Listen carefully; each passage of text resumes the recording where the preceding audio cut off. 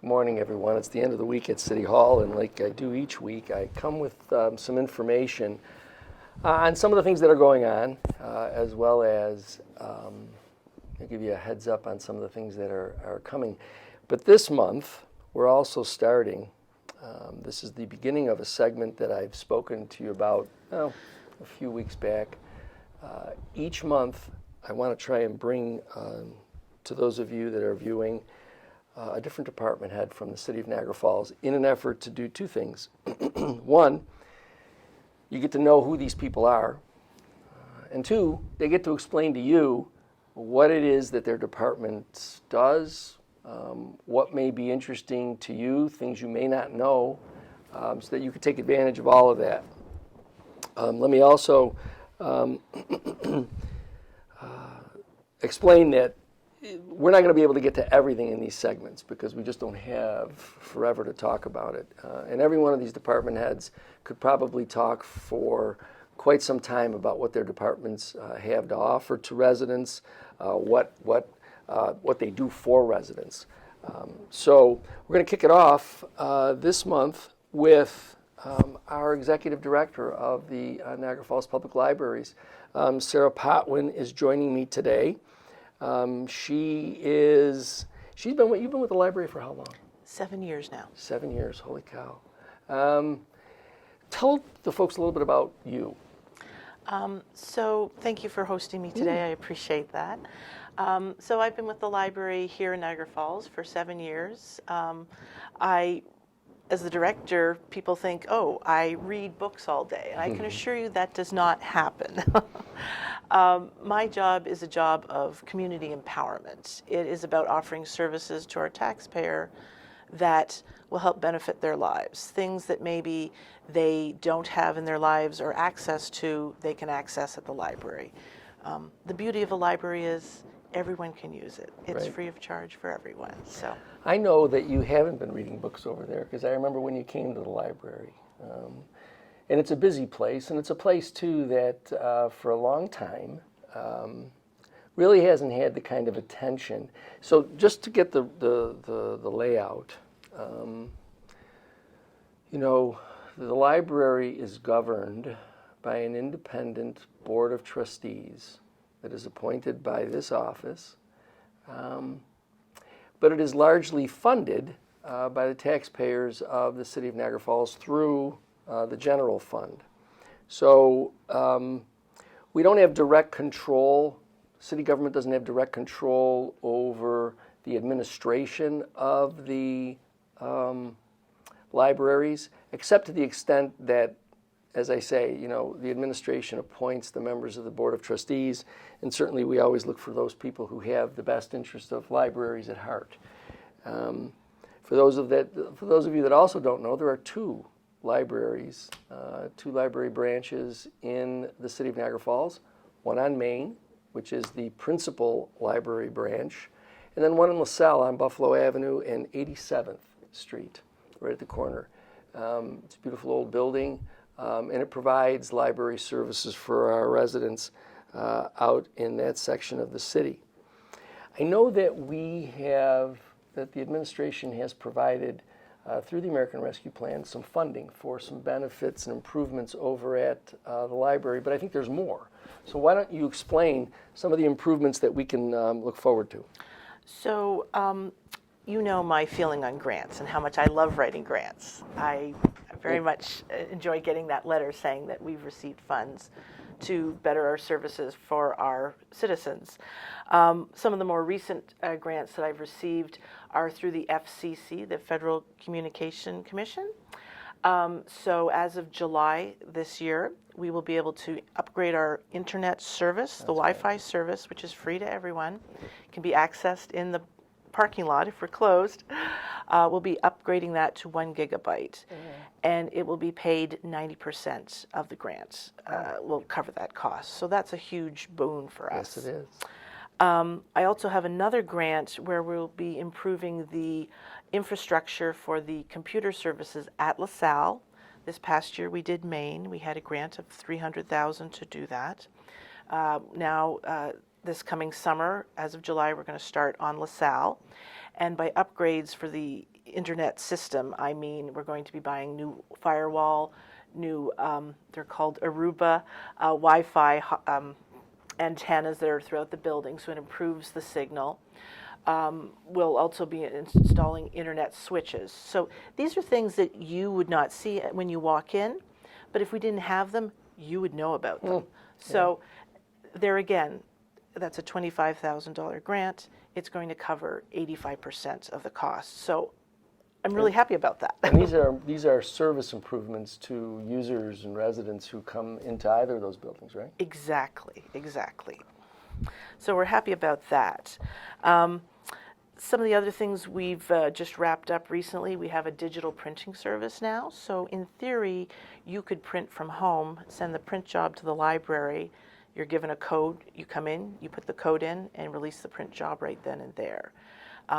One of the motivations we've had for this service is that so many people come in with mobile devices, they want to print, and they can't. They'd had to, in the past, they had to email it to the librarian, and then the librarian had to go and print it. And you know, sometimes you just don't want to see people's papers. Things are confidential. That's right. You know, so this gives people a little bit more power over the service they have. So they can do digital printing, and it's all done through our new website. I am so tickled. Oh my goodness, I can't begin to tell you how happy I am about that. Good. Tell everyone the new website. So we began working on it last July. We launched it on March 1st. It will increase communication with our citizens with the library. It has carousels so that you can pull out new books if you're looking for something new to read. It's a direct link to the catalog. We're going to launch in a couple months another component to the website. Will allow people to, if there's a program they want to register for, they don't have to call the library. They can do it right through the website. So we're just doing it incrementally. As you can imagine, it's a huge task. Yeah. And you know, you have to take a bite of the elephant one bite at a time. You can't eat the whole thing at once. So that's what we're doing with our website. Yeah, I know we're also, you're absolutely right, because the city is also, and we're linking, I'm sure we're going to be linking into your website. So the city's also upgrading it. So you're right, it's an incremental process. But I think once all of them are completed, they'll be much more user-friendly than they have been in the past. And it'll be easier to update and get information out to our citizens. So it's a valuable tool. I'm very happy about it. That's the long-range plan, is to make us much more efficient technologically, and so it's great to see that the library is moving that same direction. What else is going on at the library? Forgive me for looking at my notes. We have so That's much okay. going on. I have to keep myself organized. So we're getting ready for our summer reading program, even though it is the beginning of April. The end of February. March. Goodness, that's how dizzy I am with all the things we've got going on. There are a lot going on. With our summer programs, we're already planning that. So summer reading program, the theme is adventure this year. So as you know, we are the central library for the Niagara Library System. It is a system of 22 libraries. So your library card from Niagara Falls could be used in Batavia, or if you wanted to go borrow a book in Lockport, or in Wilson, or Sanborn, your card is good throughout the system. And of course, we share resources, so it's a cost-saving measure as well. You might want the latest novel, latest James Patterson novel, a book on how to make lemon meringue pies. I don't know. I like lemon meringue pies. Very much. We might not have it, but another library in our system will have it. So we can get it through the interlibrary loan, free of charge to you. So it's a cost-saving measure. But we're introducing this summer a program where patrons, if they want, they can go to each of the 22 member libraries. It's a whole passport system. There's prizes, and it's going to be a fun event for Just people. to try and get people to use the library more. Exactly. Sure. Exactly. And you have a speaker series too, don't you? So we introduced that this year. We've had a local history speaker series that's been very successful. Most of the events have been happening at the LaSalle branch, although we've had a couple here at Maine as well. So we've taken a little hiatus for the moment, but we're planning our next year's speaker series as well. It's all free of charge again. We also have a series where we're introducing speakers on gardening topics, which again has proven very successful.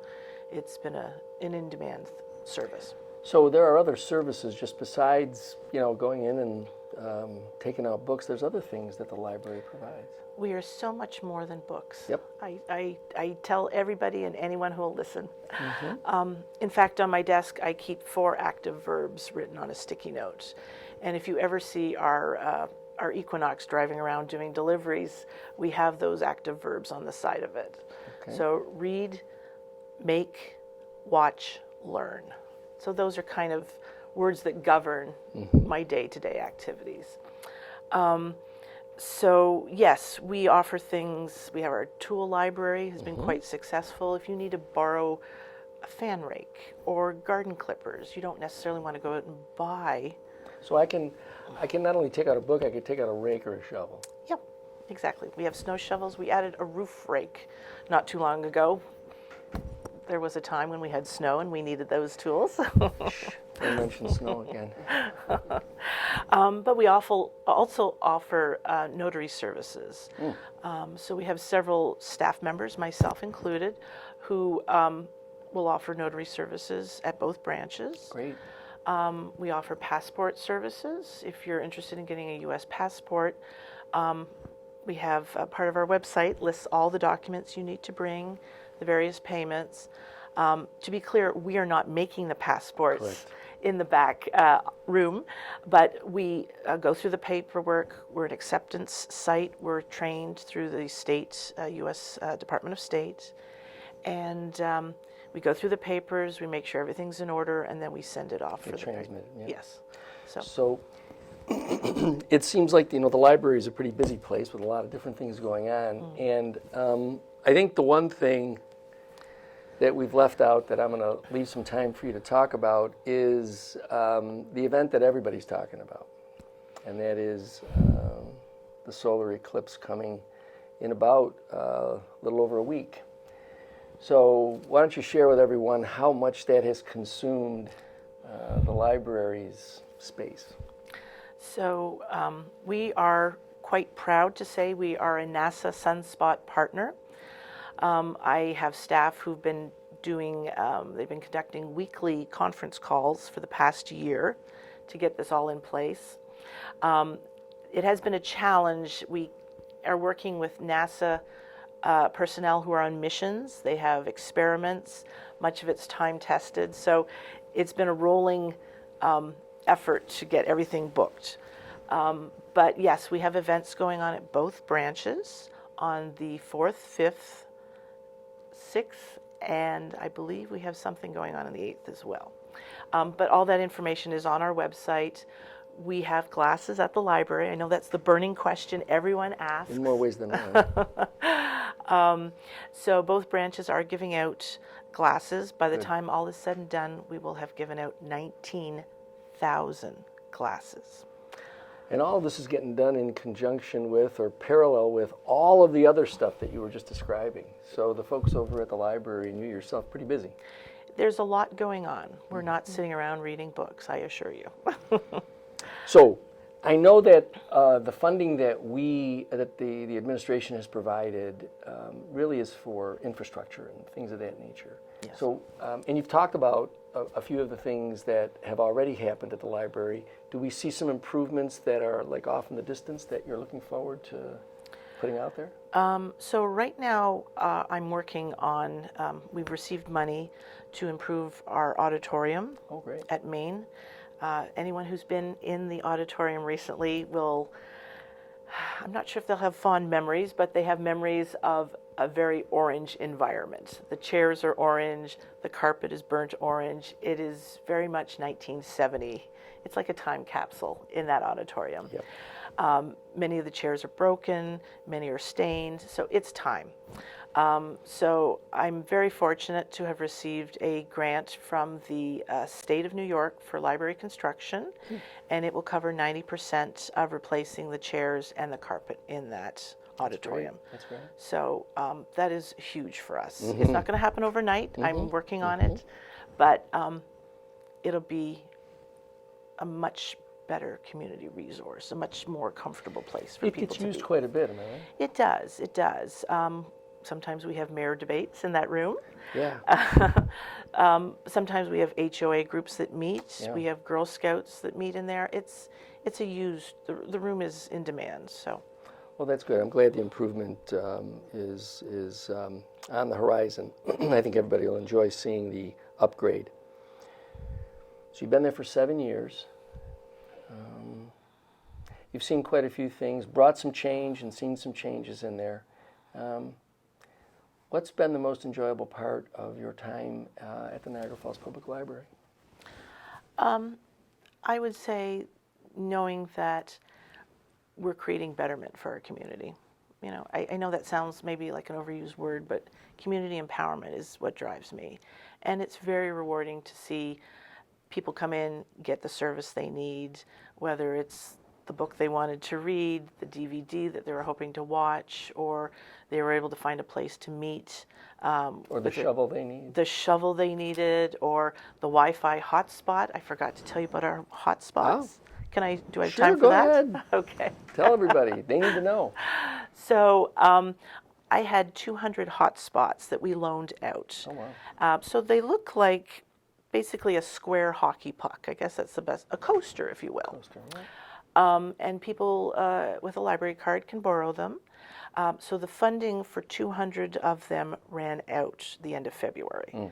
But I've secured funding for the future, which means in 2025 that funding will kick in. Oh, good. To get us between there and now, we're able to keep 46 of them up and running because the service isn't that much of demand. So it's very rewarding to give somebody a service they need that helps benefit their lives. How do people access the library's website? So we are www.niagarafallspubliclib.org. Not to be confused with the other library on the other side of the falls. Right. Yeah, the heck with that one. Yeah. But just so that, and on that website, people can find all of these things that you've just been describing in terms of programs and opportunity and all of that. Exactly. So if you're thinking about any of the topics that Sarah has shared with us today, please take the time to go to the website, take a look at what the library has to offer. I'm sure that there is something there to suit everybody and meet everybody's need. I know that the library has often been a target for minimizing funding and for reducing commitment. We know that it's a fundamental piece of any vibrant community is to keep the library healthy. So we continue to work closely with the Board of Trustees. We certainly appreciate Sarah's commitment to the Niagara Falls Public Library system. And I'm sure that if you take your time to go to either of the libraries or to visit the website, you'll be impressed as well. So, Sarah, thank you for being the first guest, taking some time out on Good Friday to be with us on this Easter weekend. Anything you want to share with people in closing? Just take advantage of your local library. All these resources are available free of charge to you. Come and see us. Okay, thank you so much. And again, this weekend, I suspect that people will be out and around. The weather is starting to get a little bit more consistent. So if you're out there, please be safe, be careful, and I look forward to talking to you again next week.